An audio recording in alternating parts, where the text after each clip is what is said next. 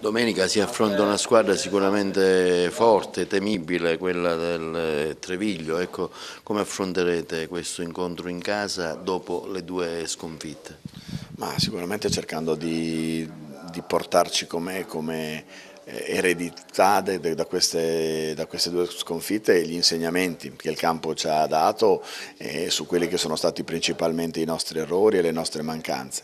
Poi cercando invece al contrario di voltare pagina, cioè di partire da questo per ritrovare l'atteggiamento che avevamo maturato 2 mesi fa e che ci ha portato al ciclo di vittorie importanti che ci hanno rilanciato in classifica.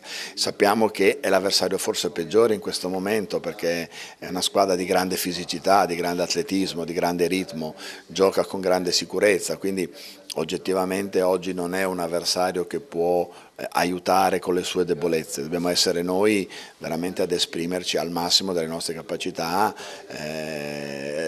ritornando ad essere quelli che abbiamo dimostrato, non soltanto a parole recentemente, di poter essere. Il girone di ritorno, diceva lei in conferenza stampa, risulterà molto impegnativo e anche determinante, quindi una vittoria domenica è importante, no? Anche per affrontare, diciamo, al meglio le 7 partite che restano. Sì, assolutamente, il girone di ritorno mette in ballo scontri diretti, confronti, piazzamenti in classifica, differenze canestri, cioè c'è una pressione e un'attenzione più consistente su tutti questi aspetti. È evidente che dobbiamo essere capaci di non subire in questo momento anche questo tipo di pressione, pensare a una partita alla volta, cercare di portare a casa un risultato.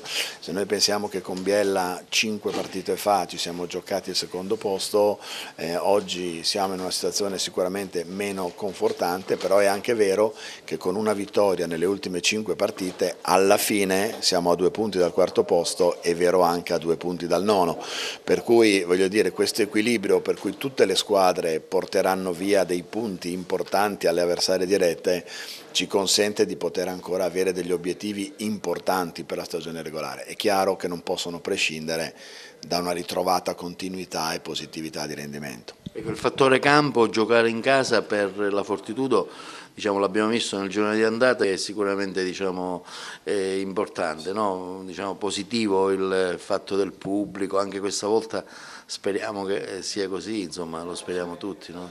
Sì, sicuramente abbiamo dimostrato quest'anno che in casa sappiamo fare le cose migliori, sappiamo sempre esprimerci a un buon livello, quindi questo sarà da parte nostra importante confermarlo ed è chiaro che confidiamo e speriamo, nonostante le delusioni piuttosto cocenti delle ultime settimane, di avere intorno a noi il sostegno e il clima giusto, il clima che il Palamoncada sa creare intorno a noi.